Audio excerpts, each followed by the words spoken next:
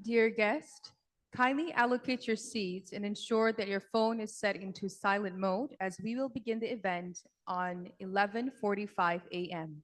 Thank you.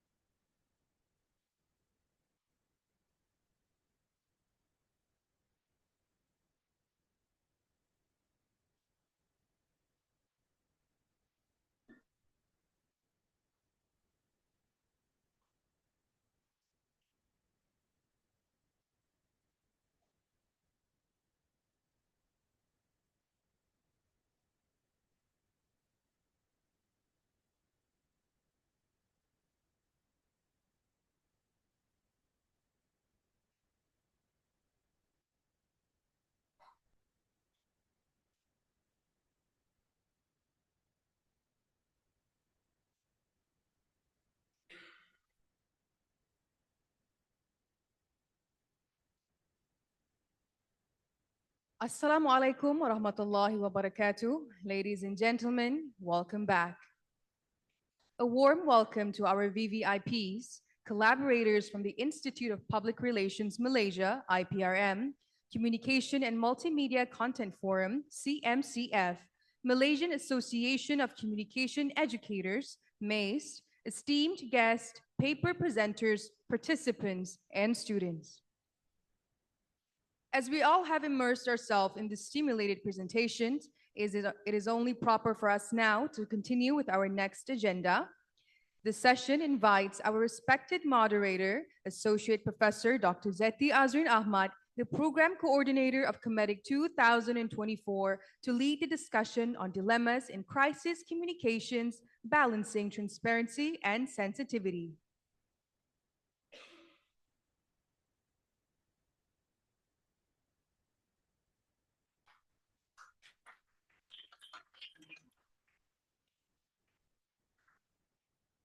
Now, please stay awake and be present. We will now humbly welcome our esteemed panelist, Professor Dato Syed Arabi Idid, Advisor of Comet and the 4th Rector of IIUM, to the stage. Mr. Jaffri Amin Osman, APR, FIPR, FAPR, ASEAN, President of the Institute of Public Relations Malaysia, IPRM, and Mr. Abdul Latiff Puteh, MIPR, APR, founder of the White and Associates. Please welcome.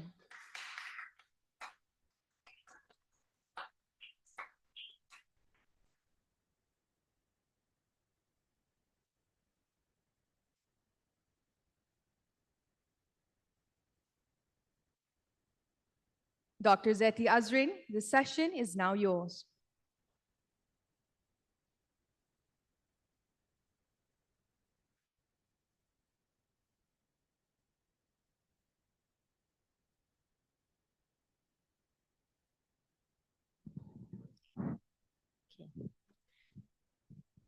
Bismillahirrahmanirrahim. Assalamualaikum warahmatullahi ta'ala wabarakatuh.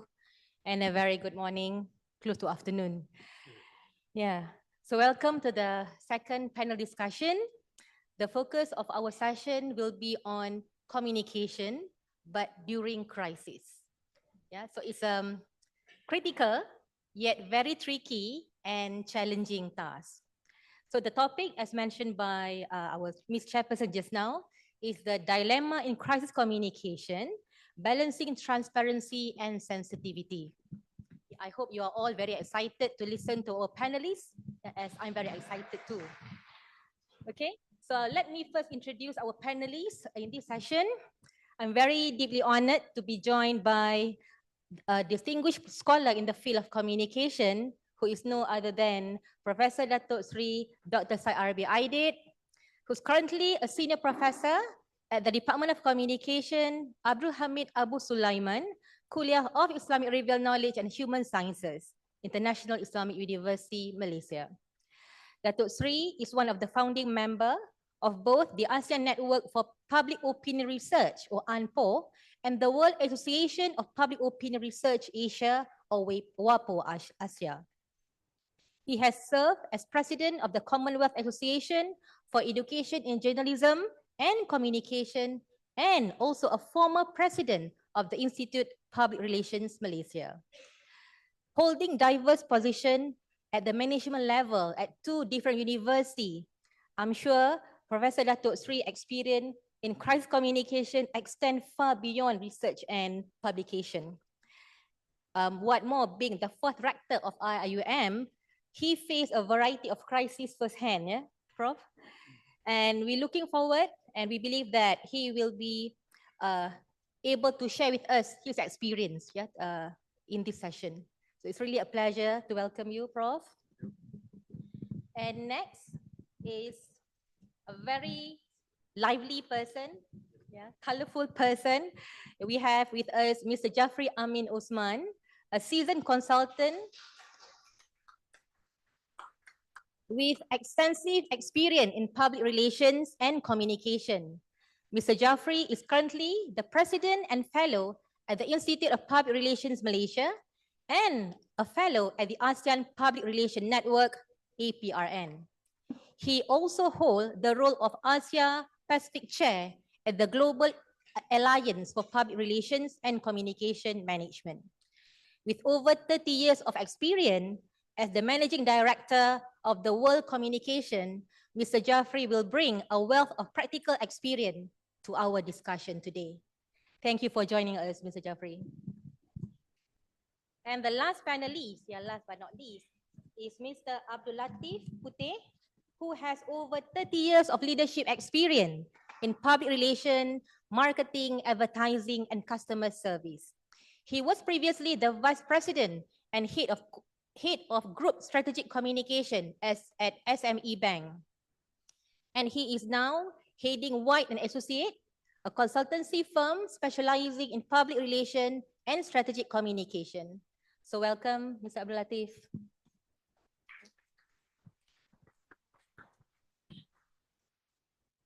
Okay, so this panel discussion will begin with a 10-minute presentation where all panelists will share their view on the topic. After the presentation, I will pose several questions to each panelist before we open up for Q&A and later on conclude the session. Yeah. So without any delay, let us begin with Professor Dato Sri Syed Arabi Idid. Anything that you would like to say for 10 minutes about crisis? About crisis, okay. Uh, I just like to take some well-known crises, and from there, like to put out some characteristics of crisis. I think you're aware of crises like Johnson and Johnson, Chernobyl, uh, Pepsi, yeah. And then coming to Malaysia, you have MH370, MH17, and a long time ago there was this Tenaga blackout, and you have the Mas Tebrau, Mas Tawau, and of recent you have Mas MH370, MH17, yeah, and Prasarana. And you have also in Malaysia the most recent KK incident, and the most recent, the sinkhole. Yeah. Now, if you look at these all crisis incidents, what do you see in them? One, you can see these things happen unexpectedly. So this is the picture of a crisis. It happens unexpectedly. Kum would say unexpectedly and predictable. I say I don't think so. It's unexpected and it's so unpredictable at all. Yeah? That's the first feature of a crisis. Second, the second feature of a crisis is that it must have an impact on the well-being of the public, or at least on the well-being of the government, or on the well-being of the political interest. You might have an incident that is uncertain and whatnot, but it doesn't have any impact on the well-being of the people. I would not classify it as a crisis. The third feature of a crisis is that it will have a duration of itself. It cannot go on and on and on forever. Cannot go on. If it's on forever, it's not a crisis. You give it a different name. Number four is that a crisis, to me, it should not happen more than twice. If it's happened more than twice, it's predictable. So if you have flood, for example, it's happening every year, and the flood has been with us for how many years? 100 years, yeah? I won't take it as a crisis anymore, because it's going to be on. It will be again next year. So a crisis happens once, twice, and that's that, yeah? So that is the positive. And the crisis normally, now you look at it, there are so many crises that's happening. And you might say, yeah, because of the change in the climate, in the technology, so you have more crises. Agree. But again, because our scholarship on crisis makes it incumbent of us to go and dig up for incidents and say, hey, there is another crisis for us to study. Now, for scholars like us, we like to take every crisis incident, take it because, and look at whether there is a pattern or not. Is there a pattern? Can we gather all these concrete crisis incident and build up into a pattern? Can we have a theoretical framework in order for us at least to understand the manner of crisis, or a better part of it for us to predict? And I think it's very difficult to predict. I think we are more in the realm of able to understand crisis and to make some meaning of this crisis, so that we can say, if this crisis happen, my explanation or our explanation is so and so. Now, why I say that we cannot even predict, because I think MAS has a manual of crisis. You know, the Tawau incident, they had a manual of crisis. But on that incident, on that day, they lost the manual. They lost the manual, that's the end. Yeah, the Tawau. And of course, in the manual, there are other types of crisis. but nobody dreamt of a missing plane. Nobody, even you ask Boeing or what, all big names in the flight industry, they will never be able to dream of a crisis where a plane is lost in mid-air. That's why I say you can never have a second crisis. And then Mars again. Ukraine shot down. I don't think Mars had ever imagined one of the planes to go missing and one of the planes to be shot down. Yeah. And I've told you, Mars had at least 4 crisis incidents. The Tabrau, the Tower, MH370, MH17. Will Mars learn? Yes, Mars will learn. But there will be another type of crisis that Mars will never dream of for it to manage the next time there is a crisis. For stop here. Okay. Thank you, Prof. I think you have, Prof has shared with us a very important part of the discussion, which is the feature or characteristic of crisis. I think that, we set the foundation for our discussion today. How about you, Mr. Jaffri?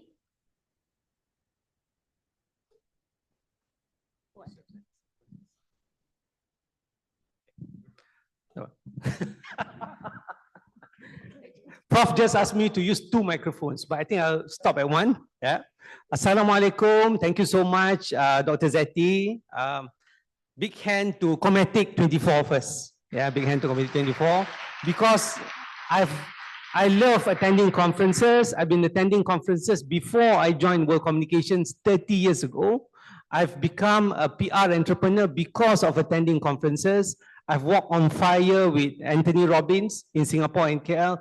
We've been doing that, conferences. But I love communication and PR conference. I've attended World PR Forum in Oslo, Africa, and so on. So, well done, IIUM, for organizing Cometic 2024, first of all. Yeah, excellent. Yeah. Thank you, Prof. Syed. Thank you, Latiff, for being with us today. I must say a heartfelt thank you to Professor Shukran. Yeah. Ada tengok buku ni kan.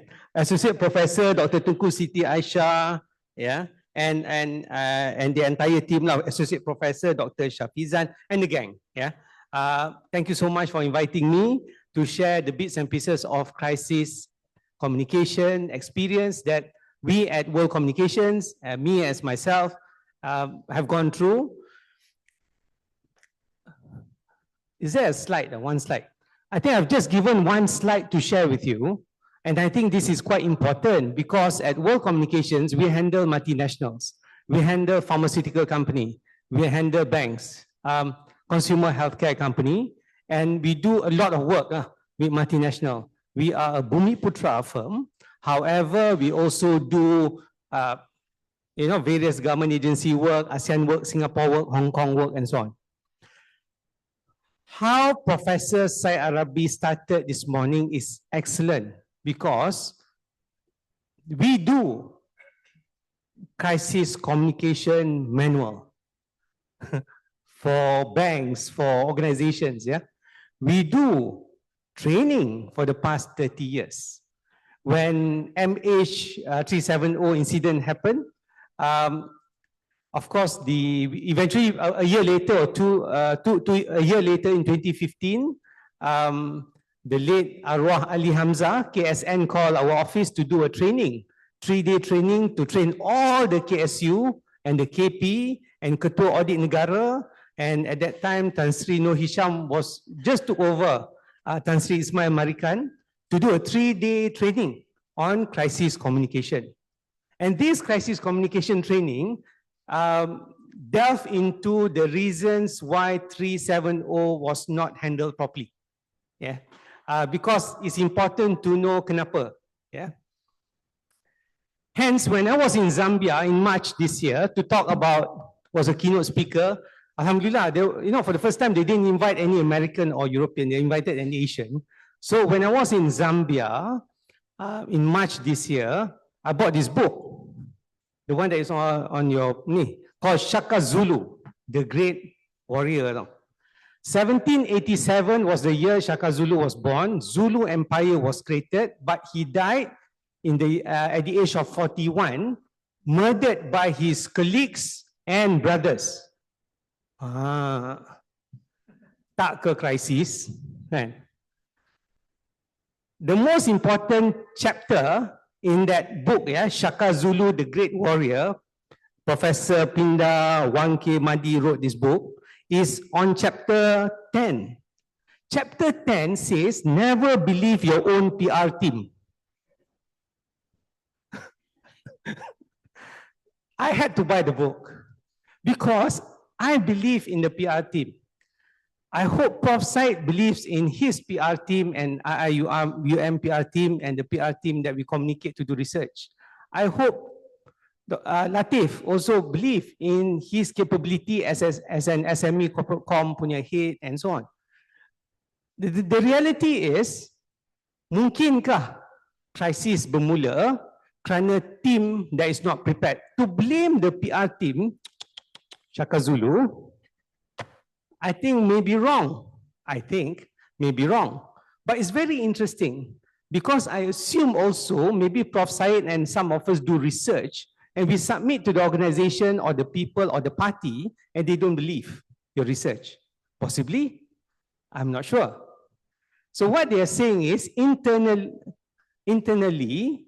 you should look at yourself to prepare yourself to become a better leader. Where I'm going with this is it leadership to be blamed for crisis? Prof. Syed mentioned 370, March 2014. June 2014, MH17. December 2014, AirAsia. Indonesia. But AirAsia, nation entity. We say 370 disaster. We say, oh my God, mashallah, 17. But we forget, and it's as though it was done successfully, AirAsia. AirAsia crashed, everyone died. But we forget positively, because as though. So what was the difference?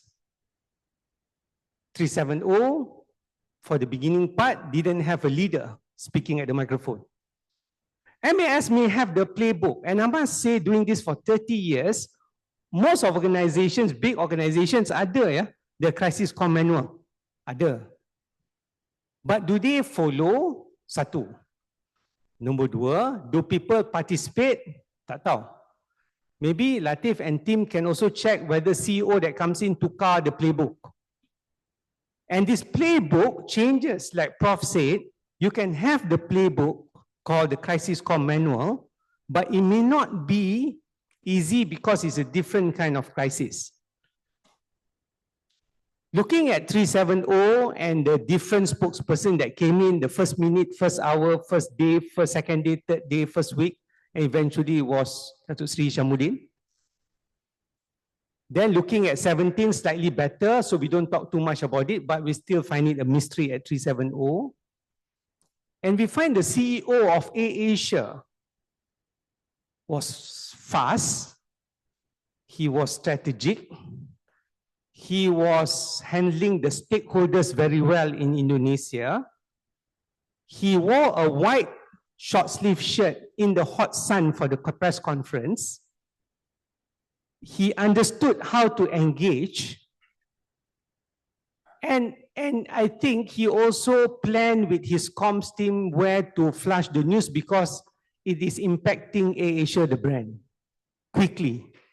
Because it's his money eventually, with a few other shareholders, it's his money.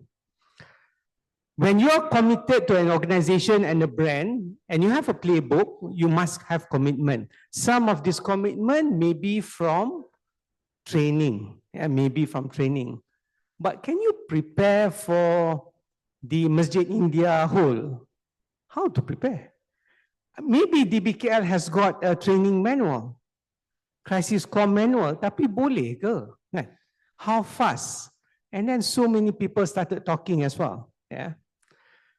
It's so interesting that 30 years later, we came up with this book called Square, S-Q-U-A-R-E. It's about leadership, it's about communications, and there are a few crisis comm case studies in that book. We're giving away 3 of these books, shortly. Yeah. Tapi kena ni lah kan.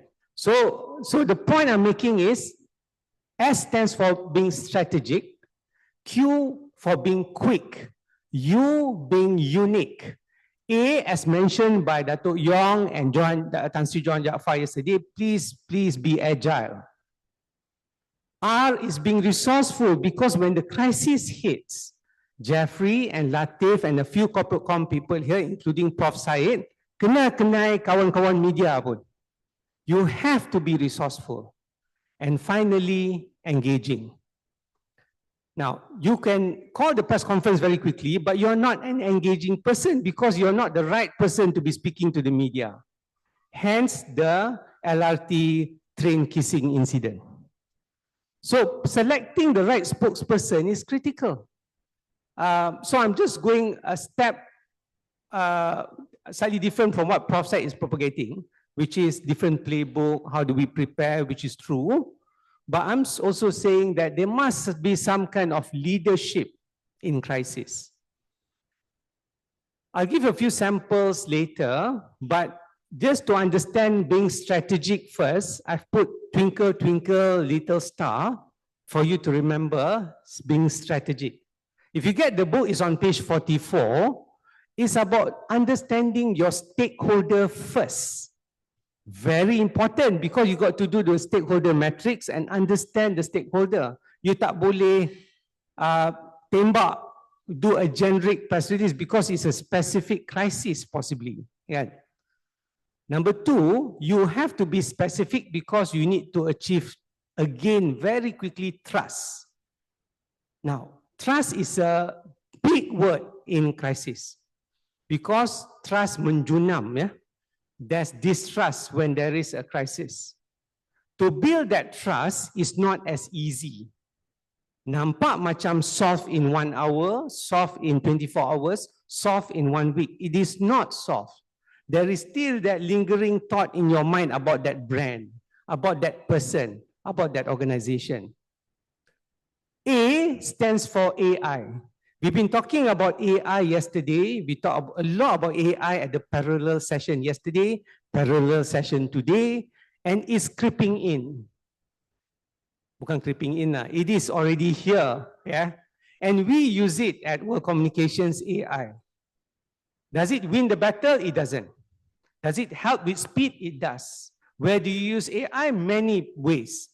You can use AI for media monitoring. You can use AI for visual. You can do quick storyboards for clients. You can do many things with AI.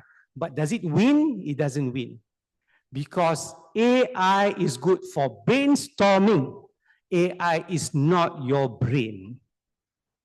AI will go to a certain extent to assist you with your work, but to win your stakeholder, you still need that human element.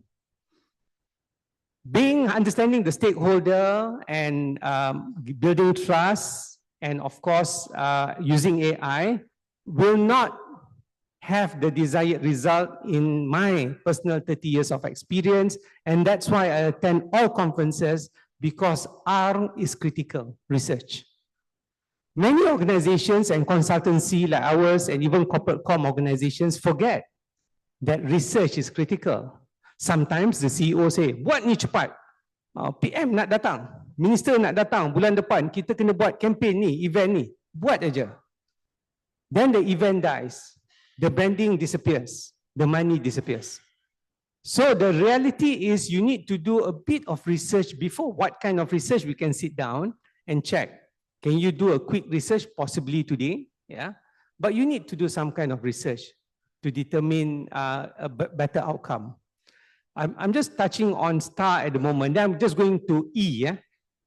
S stands for being strategic. Q stands for being excellent, quick. U stands for unique. A stands for agile, R, resourceful, and finally, engaging. Now, for you students, especially for you to join the corporate comm industry and also to become a good consultant or executive, you must understand the 3E. That's why E ganda 3 tu. Number 1, you must understand ethics. Ethics as in what transpires in the social media. You must understand about what you want to do and present. You must understand the difficulty we have at companies to understand the boss and to understand ethical behavior. Yeah. And this will be a challenge forever, I'm sure. Yeah. Satu. Number 2. Whether you like it or not, this will be the future of leaders. Empathy. Kalau kita tak ada empathy or our key messages is not empathetic, then payah. Sometimes, as I mentioned, the spokesperson may not be the CEO, but because we live in the pyramid leadership system where only the boss, the KSU, the minister, or the big boss in the university speaks, that can be a danger because they may not be the right spokesperson.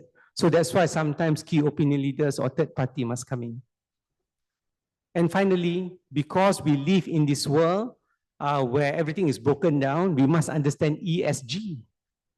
ESG ini bukan pasal environment saja. It's about various factors. Do you understand that this is tech, beautiful building, if there's nothing, they must off their aircon by 6 o'clock because it's destroying the environment. There are many factors in ESG that public relations and communication practitioners must understand. Also because when you join a consultancy, you must understand about doing a sustainability report, which is BSKL and regulated for public listed company. So there are many spheres of understanding. Yeah, but that's why I feel that being strategic, quick, unique, agile, resourceful, and engaging matters in crisis communication. Thank you. Thank you. Thank you, Mr. Jaffri. Mr. Jaffri have highlighted and shared many tips how to lessen the impact of crisis, yeah, and useful tips how to be more prepared when crises occur. Okay, next we move on to Mr. Abdul Latiff. Okay, thank you, Dr. Zeti, Committee for inviting me here. I am actually facing a crisis right now. When you have Mr. Jaffri speaking before you, he would have covered everything. So I won't have anything much to say because he has already explained what crisis management is all about in that 10-15 minutes. Right? Okay. Okay, now what I want to do is this. I just want to share with everyone what actually happened in that meeting room when a crisis strikes from the company's perspective. Because you would have gone through textbooks, how to prepare for crisis, how to manage crisis, what are the do's and the don'ts, right? But what I'm going to share with you is actually my personal experience, yeah, to a certain extent. In that room, when you walk into after discovering this crisis has taken place, or this incident has taken place, what happened to the team inside there? Okay, so I have just one simple slide with a few points I will highlight, then probably after that we can just have the discussion. Okay. When reality strikes, I have actually, I came up with these 4 points, but there are a lot of things inside here. It's basically the entire crisis management manual, perhaps you want to call it a manual. Number 1, the disbelief. You walk into that room when the senior management team has been summoned because of this crisis. What actually happened inside there? Everybody will be looking at everybody. And this disbelief, this deja vu kind of feelings, oh my God, what we are facing now? What are we going to do now? It is very true, right? Manuals are there to help, but at that point, manual will not help you much. It's just sitting there on the shelves collecting dust. So that is the very first reaction of everyone, the disbelief that this has taken place. Now, it goes to the second point, the why and how. All these questions will start to crop up. Either it is in your mind or someone is discussing or the CEO will definitely start the meeting and everybody will be trying to explain without much knowledge because things are still happening. Information is still being gathered. But what is very interesting is this. At that time, you will be able to see the certain individuals inside that group who perhaps has got the leadership quality to lead things. And it might not be the CEO. Yeah, ladies and gentlemen, yeah. CEO has always been said, the chairman or CEO has always been said to be the spokesperson. Yes. But the person who's actually leading this whole management of the crisis might not be the CEO. So there will be someone whom you can see to have that kind of characteristics to lead that crisis. And a lot of people will be like focusing on that person when he or she speaks. So that, then the questions of why and how everybody will be, sharing thoughts. And another interesting, I would say, observation which I had, right? This is when you will see departments who are supposed to be responsible for that particular incident.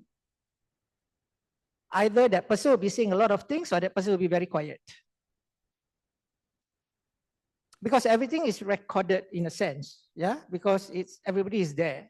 So whatever you say during that time, you have to be very careful because people will pick it up as the crisis evolves. Okay, so these are number two, yeah, the two, the why and the how. Then you go to number three, the confusion, the panic. Where you don't have much information, then you start to panic. And it gets worse when the media is knocking on your door. And if your company is a popular company, well-known brand, it's even worse. And if you are in an industry which is highly risky, that will actually be the cream of the cake. All right, so because everybody will be interested. If your company is not well known, the impact is not that much to the public, then chances are it's just a little bit quiet, much easier to handle. Okay, so that is the confusion and the panic stage in that particular room. It can be only for half an hour, it can be 1 hour, it can be 10 minutes meeting, it doesn't really matter. But these are the things that are taking place during that time. Then number four, the initial discussion. And in bracket, I put it as setting of the pace. What I mean is this. How you're going to manage this whole crisis will be determined at that time. Okay, the initial discussion, what are we going to do next? Who's going to do what? Who's going to go and find out what? When are you going to come back? When can we have this information? When are we going to meet the media perhaps when the time comes? And when the time comes, is it supposed to be 1 day later or is it supposed to be in half an hour's time? So whoever is in that committee or that group will be discussing all this. And if decisions are being made very, very quickly, very clearly, then you can expect the crisis should be, I won't say perhaps well managed, but comfortably managed to a certain extent. If everybody starts fighting inside there, arguing and pointing fingers, you know the whole thing is going to get even worse.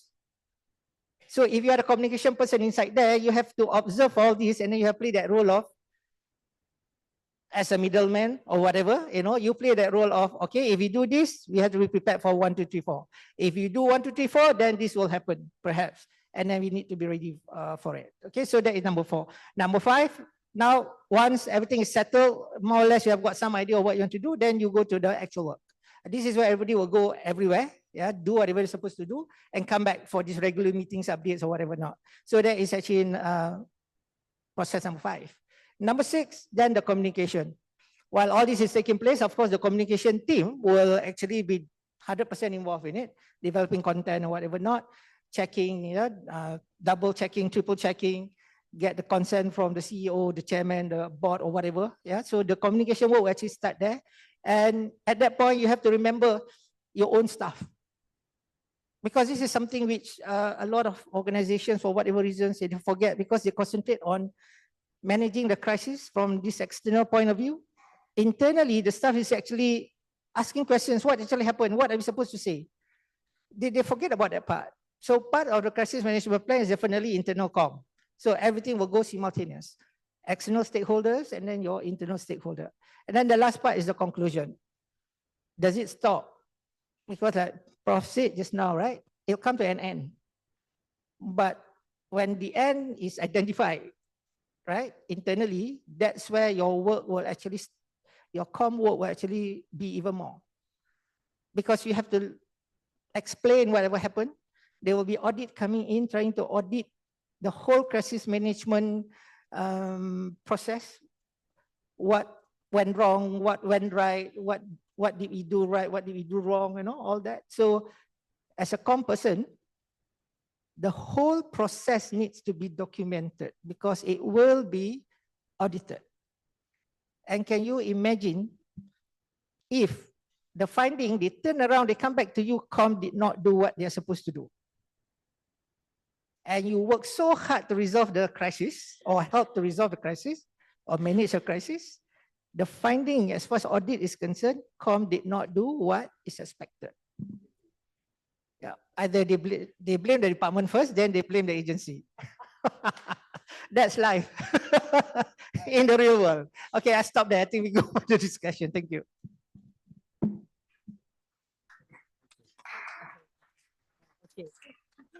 Okay, thank you, Mr. Abdul Latiff. I think Mr. Abdul Latiff have brought us into that scenario, what happened in the organization when crisis strike. I mean, it's good to have the crisis communication manual, but then what to do next, isn't it? So I think there will be lots of questions about that later.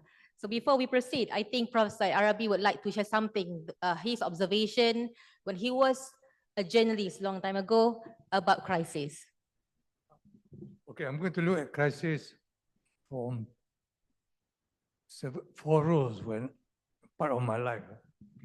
I began as a journalist, and a job as a journalist, when you report on crisis, you really want to investigate.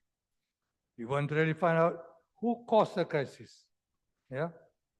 What are the implications of the crisis? If your job as a journalist is to get or to ask questions that will be splashed in the newspapers tomorrow. Newsworthiness, very important as a journalist, because you are assigned to cover an incident and you have to get the stories correct. Now, when I shifted my role as a PRO in UKM, there's a different role. Now it's to protect UKM. So when the crisis happened, I got to look at my fellow colleagues who were journalists before and say, look, you cannot rewrite, you cannot report on this. If you report, please report in the good light. So your role changes. Yeah. But again, as a journalist in UKM, I can understand my former colleagues who are out there to get newsworthy events. So I got sometimes to trade off. Can I give you something? Can you put it, in a good light tomorrow? Or if you put it in a bad light, please tone it down. Right? So that is my role, my second role. My third role was as a scholar, studying what people has written about crisis in Bhopal, Chernobyl, and Pepsi, and Highland Towers. You look at it, you study it, perhaps in a detached manner. So that's what I've given you just now. But the fourth one, I think nobody has asked me, hey, what do you do as a CEO of IIUM? As a rector, what do you do? Why was there no crisis in IIUM when you were the rector? Imagine there was no crisis. Is it true there was no crisis? There were, I think, crises. But the crises were nipped in the bud. From the experience that I had, I could see that a crisis was about to happen. So you take actions before the crisis erupted. You know that certain things are happening. You have either to tone them down or you get them out of the system so that they will not erupt into a crisis. So when you discuss about crisis, I think we should also be mindful of the role CEOs play. things which are not crisis were in the hands of incapable CEOs would erupt into a crisis. When a crisis erupts, as Latiff said, the CEO and the PRO must work together to contain the crisis. The CEO to solve the crisis, the PRO to manage the crisis communication. Two parts of it. You have to solve the crisis, but at the same time, you have to be mindful of the crisis communication. How do you get out and tell the journalists, to tell the stakeholders, to tell the employees what happened and what is in the best interest that you have taken or the best interest that you are going to take, because the crisis has happened. So the CEO and the PRO must work together. I presented a paper at the Infrastructure University about 5 years ago, when the CEO looks at the PRO. You know, some CEO are blank during the crisis. So, yeah. Just blank. The crisis happened and they don't do. I think that's what happened in MH370. Gone. The CEO disappeared. The PRO must come to the front and say, look, can we assemble a team, not to solve the crisis, but to get the crisis communication program going. That is very, very, very important. Yeah. So I would agree with Jeff and Latiff that the PRO and the CEO must implement a program with or without the manual crisis that they had devised. I told you about the tower thing, the MAS had a manual, but they lost the manual. And the person who was in charge of the manual was on leave. You know, but the crisis communication program must go on. So the PRO at that time, somebody PRO, immediate step was to brief the minister. Brief the minister that a certain incident happened, and the minister briefed the prime minister.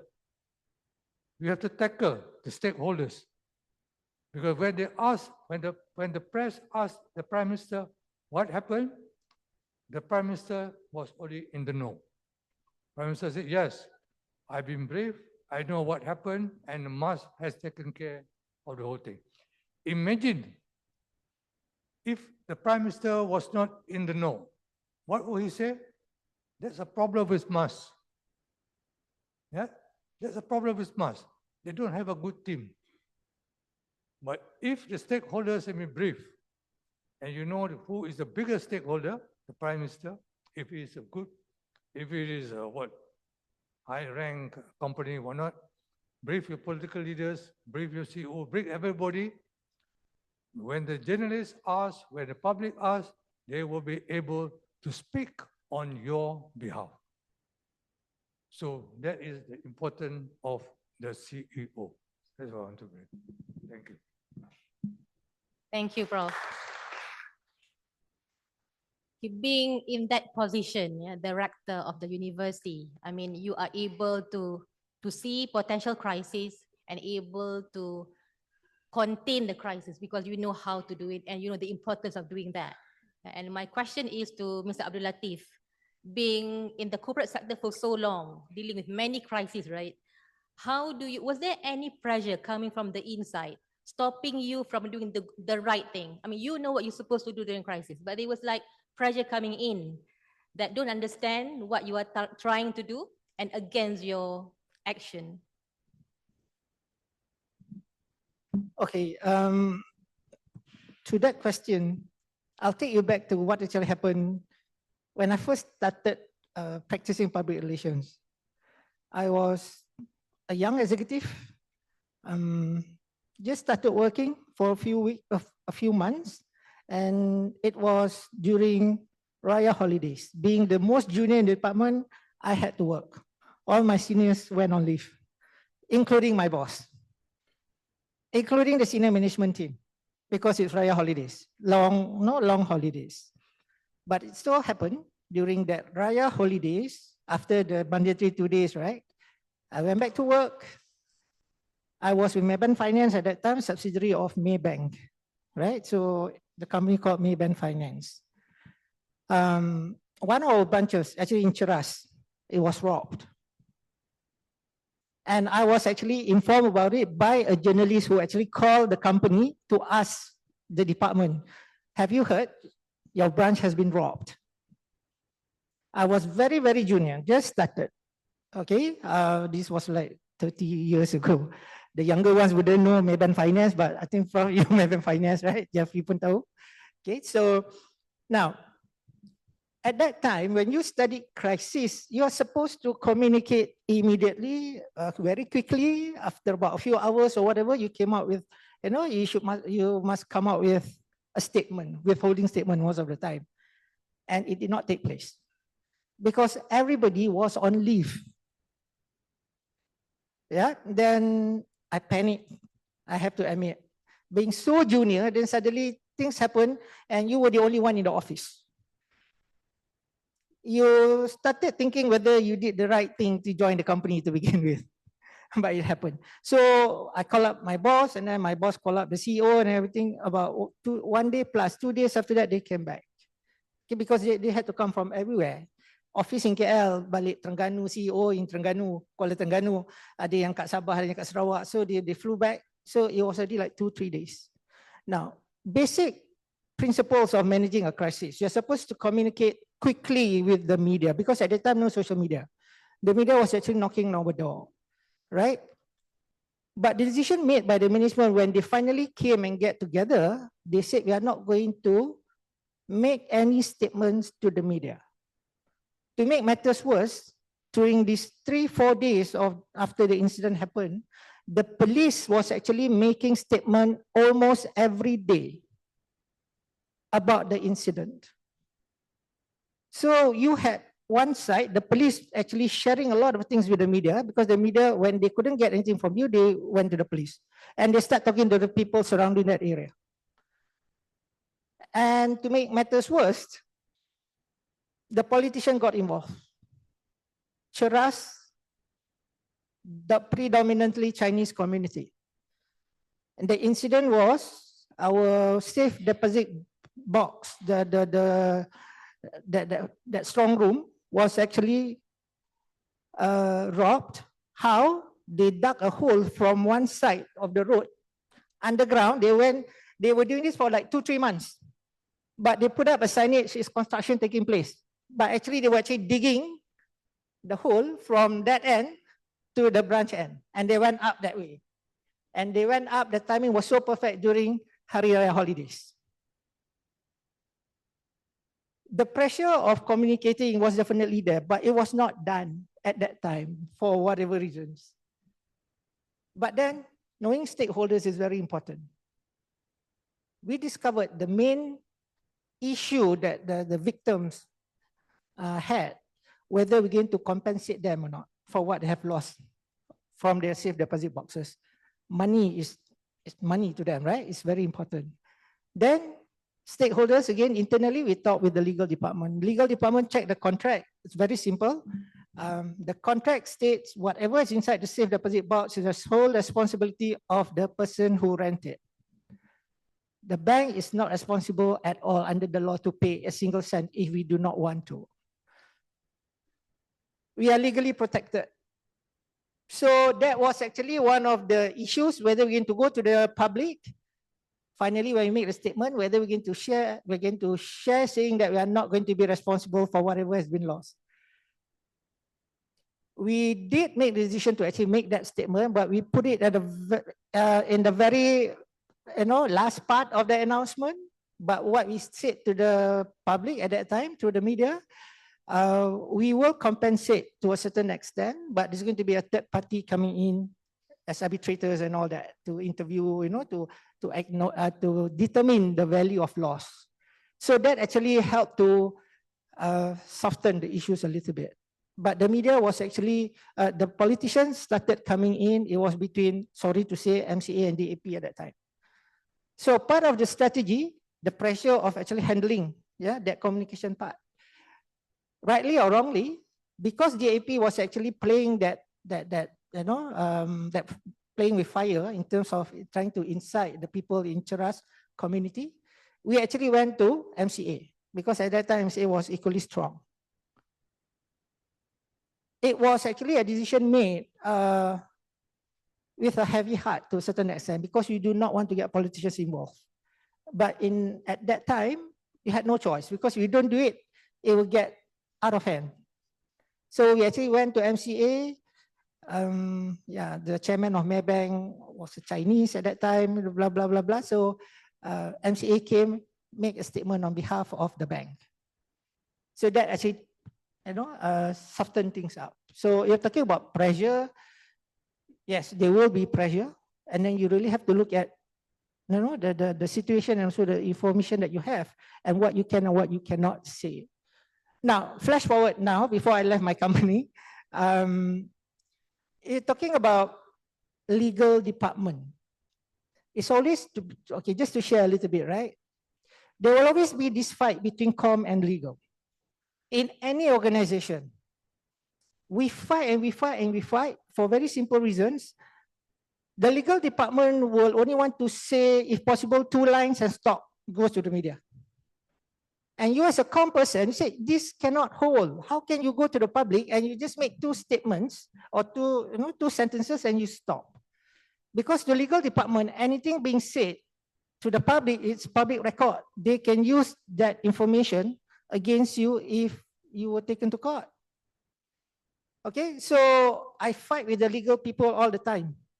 We are friends, but in the meeting, we actually argue, we really argue. So then the CEO, the quality of the CEO will come in. The senior management team who's supposed to be part of the crisis communication team, crisis management team, right? They will also give their input. How much you want to say, how much we don't want to say. Then it goes to the issue of ethics in public relations. Do you tell the whole truth, nothing but the truth?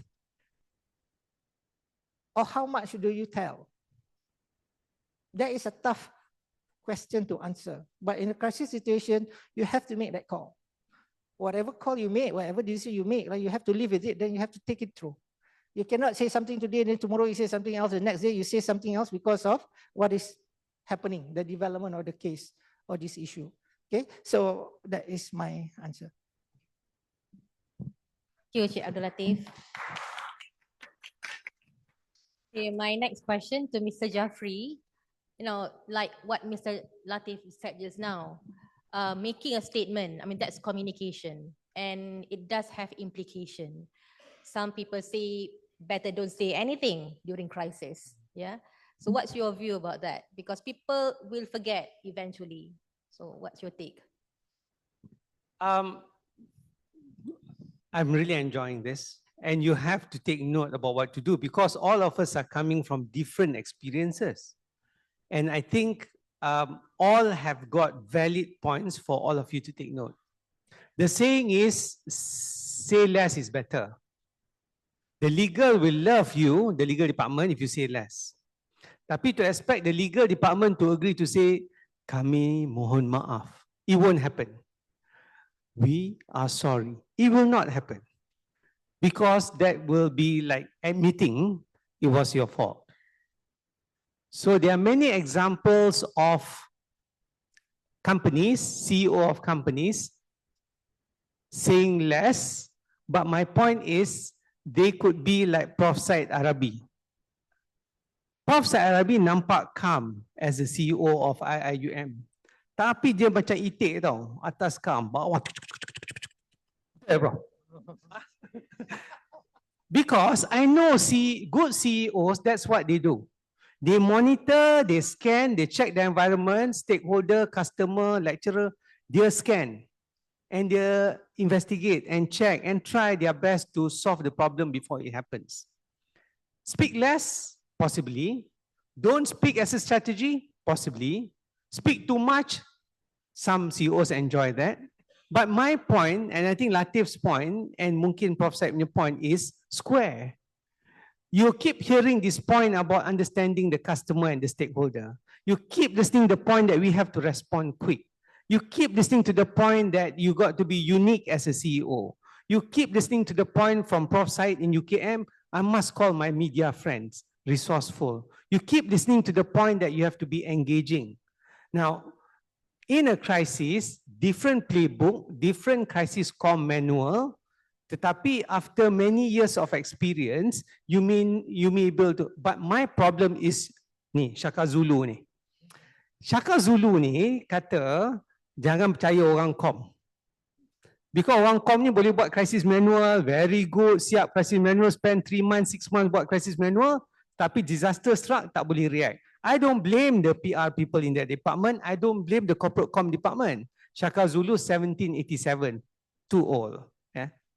Hari ini, the PR crisis is started elsewhere and sometimes by the organization themselves and by the brand. PR people and com people yang cuba cari penyelesaian. Yeah. We try our best. It's just that some organizations senang nak buat because flat. I'll give you an example very quickly. Many examples, but I keep using this example because it's the best.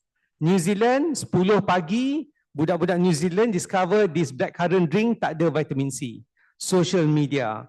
10 pagi New Zealand, 5 pagi Malaysia. Pukul 7.30, Jaffri dapat phone call daripada company tu, Jeff, go to the war room, 8.30 pagi. Why? Because globally there's panic. There's no vitamin C in our product. And we have been telling people all over the world. And in Mama, Rabina semua dah kena tipu. Yeah? Discovering, tak ada vitamin C ni. Kan? So what they do is, very interesting, that big multinational, which the PRO, Public Relations Department handles corporate, handles all the brands, consumer healthcare, and handles all the pharmaceutical product. Berapa orang kerja kat corporate com? 1 orang. I can tell her name easily, Azaria Tahir. I'm so proud because she's a mass comm graduate. Dia seorang. Tapi because it's a flat organization and the CEO trusts her, she's the right hand of the CEO. I see her in the war room. They have this war room at that organization. They kata, let's forget about all these stickers, Jeff. We walk straight and say this is a strategy. Now, spokesperson. So when they saw the British CEO tengok the corporate com and tengok Jeff and say, where's the press statement? Where's the press release? Dah siap belum? Then the CEO, the PR people say, that's not the strategy. If you don't have vitamin C at Latiff and Co jual blackcurrant drink and Latiff and Co jual blackcurrant drink yang tak ada vitamin C, Latiff bercakap, saya punya minuman ada vitamin C. Tak laku. You need a third party or key opinion leader, isn't it? You must have another person certifying. But to certify, there must be regulatory, there must be Ministry of Health. So all this, ni macam itik tadi lah.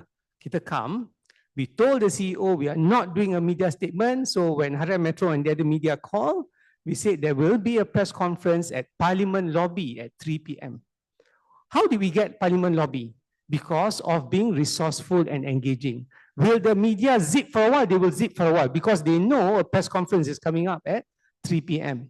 So that, of course, at 3 p.m., the person who spoke was from Ministry of Health. The Ketua Pengarah Pharmaceutical Division spoke and said that actually in Malaysia, memang ada vitamin C, we can confirm, and it goes on and on. Does it impact the brand? Of course, keluar dalam news and so on. This blackcurrant drink in Malaysia ada vitamin C. Tapi does it impact the brand? Of course. Of course, it impacts the brand.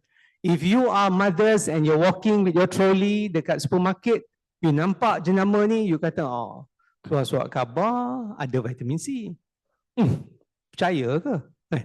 You still have that doubt. Walaupun dah keluar dalam social media, panggil Khairul Amin, buat promotion semua kan. You still have that doubt. So where possible, you should behave like Prof Syed. Don't create the crisis. Try to nip it in the bud before. Tapi still use that party, stakeholder, be engaging and understand the stakeholder matrix. Thank you. Thank you, Mr. Jaffri. Prof, I have a question. You mentioned about being a scholar just now. Your role is examining, looking at the pattern of crisis. Yeah. So based on your observation and research, what key strategy or framework have you found to be the most effective in ensuring the readiness and the responsiveness of organization? I will go back to the same fundamental: good CO, good PRO. No way. I mean, sometimes you have to react fast, sometimes slow. You have to be sure of yourself. Just take the case of this Comet and the sinkhole of recent. Take the sinkhole. Was it a sinkhole or is it just a sewage problem? A sinkhole is a natural gap. It happened, and it should be of concern. Yeah. But you allowed the press to say first. You allowed the social media to come out and say it's a sinkhole problem. And when you say it's a sinkhole problem, you create anxiety, uncertainty. Yeah? That KL, which is limestone, will be prone to more sinkhole sites later on. And that Masjid India sinkhole is only one spot. You'll be more likely to see more sinkhole spots coming on. But it didn't happen. So, to me, looking at the crisis, I always start to come out and say, what can we learn from every crisis? What can we learn from this crisis? We can learn one, that the authorities that be must come out fast. In this case, they must come out fast. And I think the authorities came out quite slow by lacking that term sinkhole to go through. Yeah. And that created anxiety whether KL itself is going to fall. Because if sinkhole is everywhere, then you can see even UIA is going to fall, MRT is going to fall because it's a sinkhole problem. But if a sewage problem, it's a sewage problem, it's an isolated problem. So that I think the authorities must come up fast and say, look, we're investigating, but it's not a sinkhole. But to come up with a statement, they must be sure of themselves. They must be very sure of themselves it's not a sinkhole. If it's really a sinkhole, then you must say, it's a sinkhole, please evacuate. Number one. Number two, I think, and this is the case of Malaysia, we always have several spokespersons coming at the same time. At the same time, MH370, how many? Follow. Everybody coming in and everybody coming out, everybody contradicting one another. MH370. Until Shamuddin came, put some uniformity into that. MH17 was much better. I think PM took it and make it one. But you learn it from the Asia, Indonesia. Fernandez spoke. After that, who spoke? The general. Nobody else spoke. Not even Jokowi spoke. Ours, we spoke from inspector to the inspector to this. Everybody spoke. Yeah. And the same thing in the sinkhole. Everybody was in the sinkhole. Right, from the mayor to the minister to the inspector general of police to Fahmi himself who spoke. That is the characteristic of Malaysian response to crisis. We always come out in multiple voices and slow and sometimes not accurate. Now, this is something that PROs or even consultants must take note of. In different countries, there will be one spokesperson leading a team. But in Malaysia, it is several spokesmen leading their own team, giving their own version of an incident. So you can find this. I think we can look at any incident where it is of public concern, you find that there will be multiple spokespersons. I do not know how we're going to solve that problem. Yeah. It's going to be very, very tough, but it's something that we have to learn and we have to tell in your courses, perhaps the next course to KSN, KSU, tell them only one voice, the PRO. The message may be from the CEO, but the voice must come from the PRO. Because in other countries, there's only one spokesperson. Yeah. Johnson & Johnson, Pepsi Cola, Bopple, whatnot, only one spokesperson.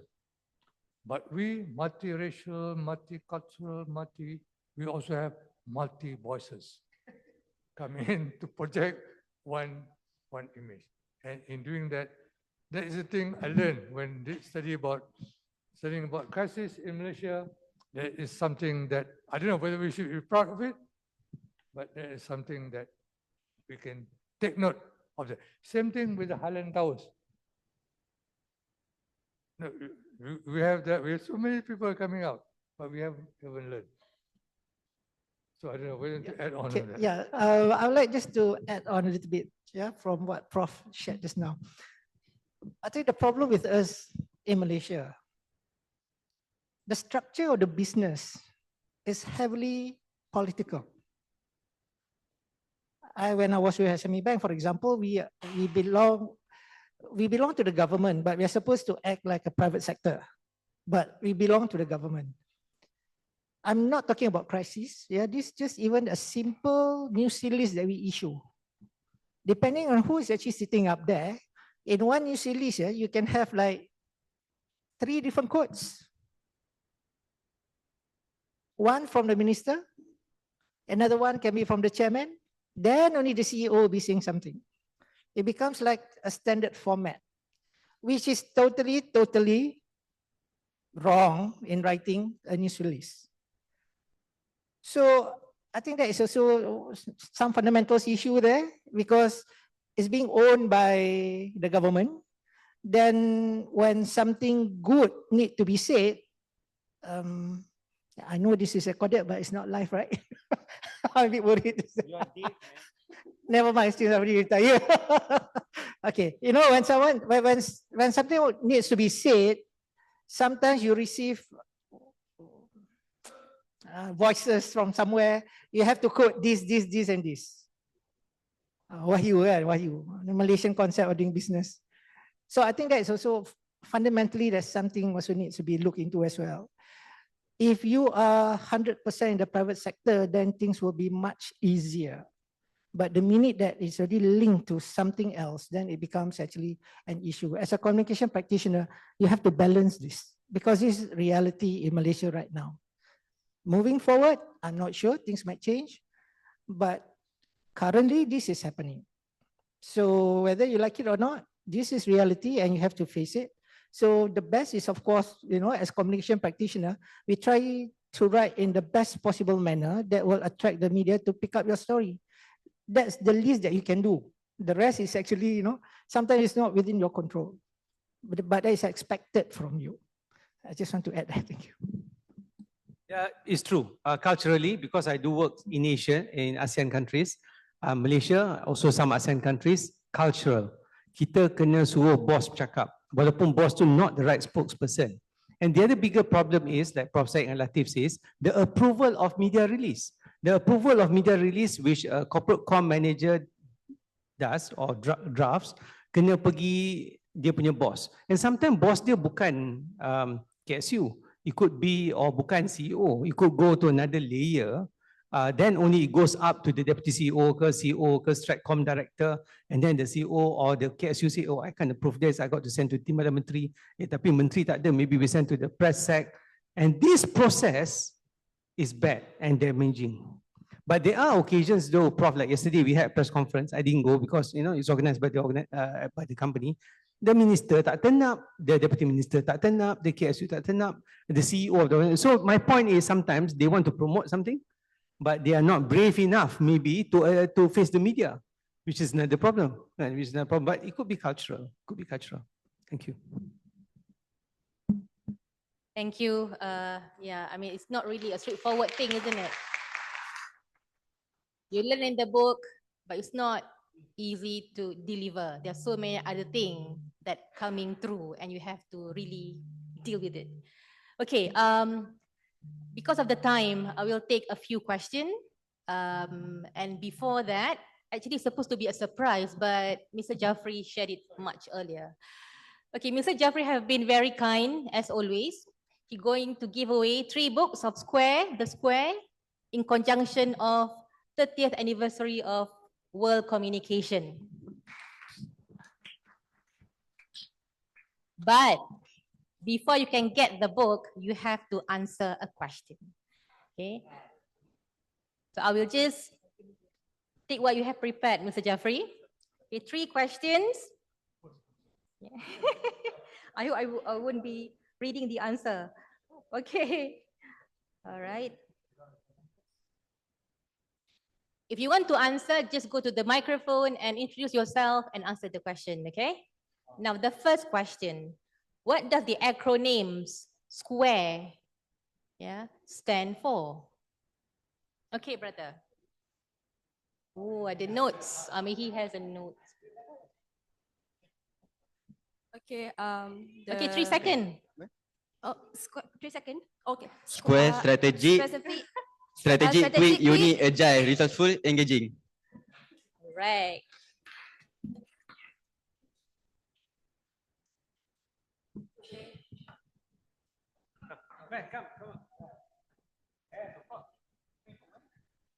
Wow, so lucky.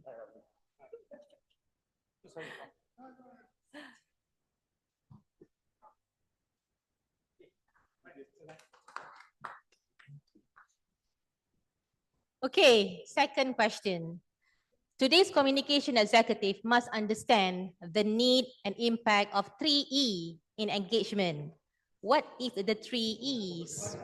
Empathy, ethics, ESG. Okay, good job. Who are you? Can you introduce yourself?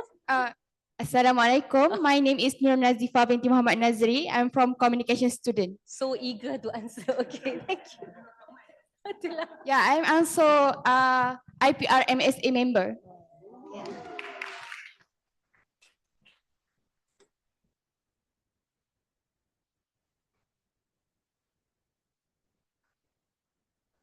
Congratulations, Nazifa.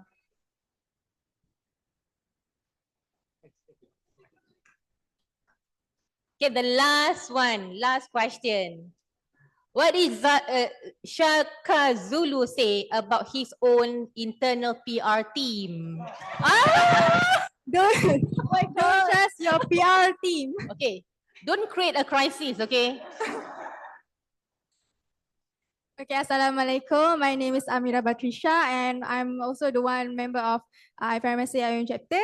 And Shaka Zulu said that don't trust your PR team. Don't trust. Wow, full sentence. Amira. Okay. Itulah berebut ni.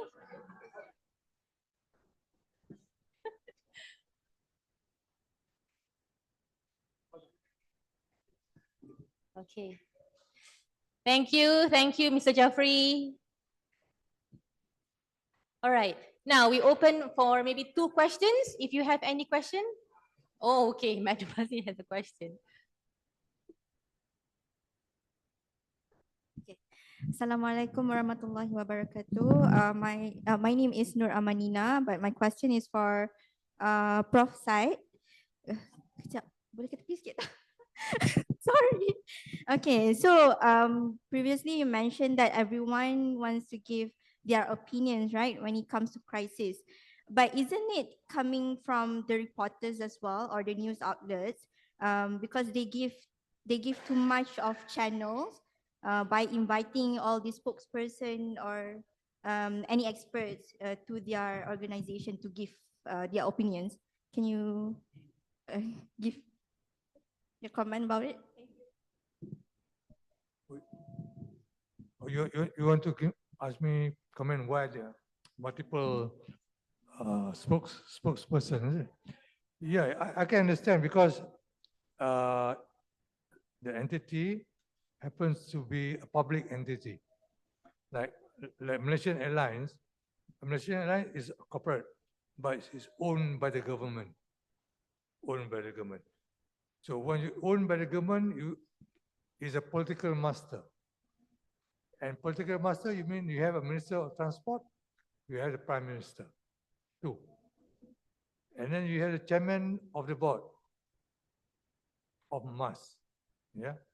And you have the CEO of the MAS, so you have four. And in MH370 is worse. You have a civil aviation.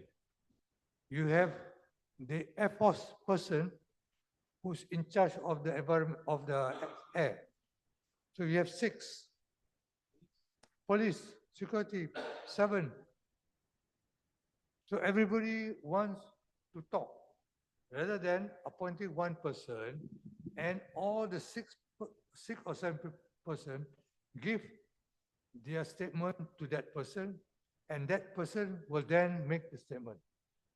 That's what happened to the Indonesian Air Indonesia, Air Asia Indonesia. That only the generals spoke. The others were just feeding him. So even Jokowi didn't appear, even the governor didn't appear. But in our case, every politician wants the publicity. This is a good part of our politicians. They want publicity, they want to be in the good books of the press. So they come out, make a statement, and they go off. Sometimes the statement is made in contradiction to a statement made by an earlier person. So as speakers say, this one will go on and on. Because unless we change the structure of ownership, it will go on. But if it happens to a private company, like Comet, it's only one person. The CEO, or I don't know who CEO or the manager, makes the statement. Nobody else. That is the beauty of the private company. Or even in the case of Cadbury, when the Cadbury issue came out, there's only one statement, a statement made by one spokesperson. So there is a big difference there.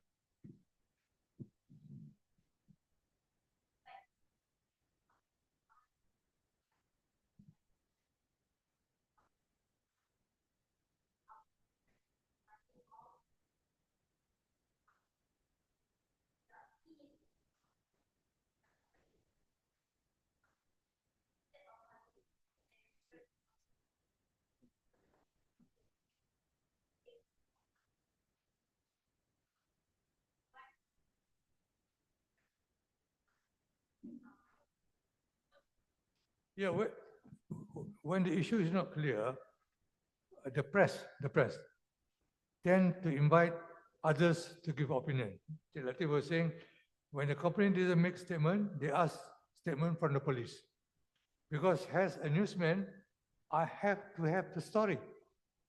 If not, my news editor will squeeze me. So if I cannot get from one source, I got to get from another source. So when I go back to my news desk, I must have the story. That is the job assigned to me, and the news editor expects a story from me. If I cannot get a story from the company, I will get a story from another company to comment on this company. I must have that story. That's why you appear. That's why in a crisis, the spokesperson or the company must give his authority that when he or she speaks, it is an authoritative voice. That we are looking for the correct answer. You say that. We are not sure about the story, but I'll check with whether it is a sewage or it is a sinkhole or is a volcanic eruption. We have to say that. But I'll come up with a definitive answer when I have one. And it should be quite fast, you know. If you cannot have concrete answer, you must come in. We are asking Simulaya to investigate. You know, we are asking somebody to investigate. But don't allow another person speaking on your behalf. That will be bad. Or don't let an opponent.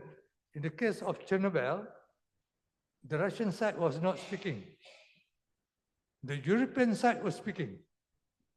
And the European side were not in good terms with the Russian side. So eventually when the Russian side spoke, they lost their credibility.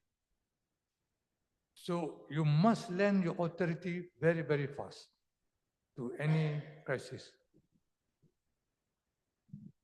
Thank you, Prof. One last question. The director of Comet, you have been staring at me. So no more question. You're gonna speak to the panel later during lunchtime, eh? Okay. Madam? So thank you so much. Can I ask? Ada? Ada. Oh, okay. Sorry, I I'm didn't see okay. you, Shafi. Excuse me, Doctor. Sekejap ya, Syakir. Okay, We baik. actually will need to be back by 2. And then, because after that, we'll have the keynote speech, then parallel session 3. So I'm Tak worried. apa, kita ambil last question. Teruskan. Alright, All right, just, go ahead. Quick one. just a simple question. As a leader, how do you make decision when the crisis happening? Oh, how do you make question when crisis happen? If you're a big organization or even now SMEs, they have a plan in place. As Prof. Syed and Latiff mentioned, you already know who the right spokesperson is. My final word to all of you is trust your corporate communication department. There are many seniors in the corporate communication department who have gone through hell and understands the process of good planning. It's just that sometimes because of our pyramid structure and our culture, things are a bit slow. I hope that answers your question. Thank you.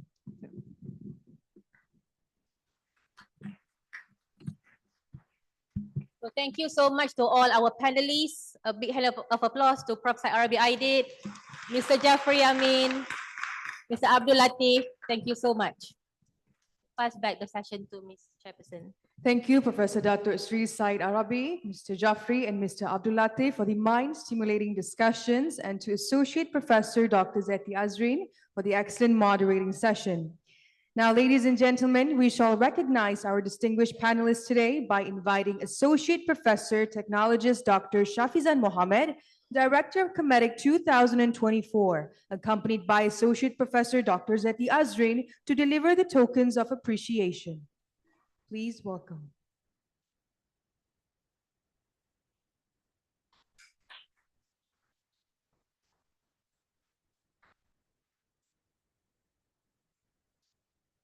We would like to invite Professor Dato Syed Arabi Idid, the advisor of Comet and the 4th Rector of IIUM.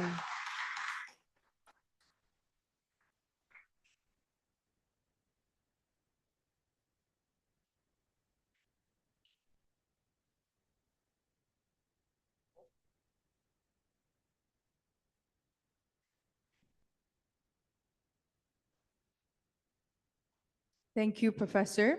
Now let us welcome Mr. Jaffri Amin Osman, APR, FIPR, FAPR ASEAN, President of the Institute of Public Relations Malaysia, IPRM.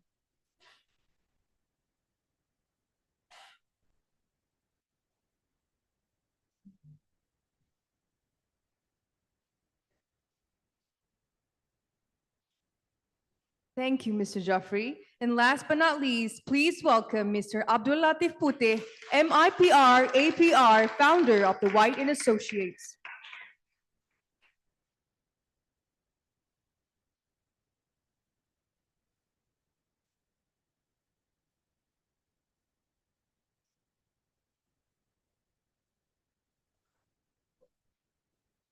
Thank you, Mr. Latiff, and thank you, Dr. Shafizan. Thank you once again. Let's give another warm round of applause to all of our esteemed guests for the session. Ladies and gentlemen, as our morning session is concluded, you are welcome to enjoy the lunch and networking break at the banquet hall. We will gather at the main hall again by 2:05 p.m. for the afternoon sessions. To our committee members, kindly assist our VIPs with their refreshments accordingly. Thank you.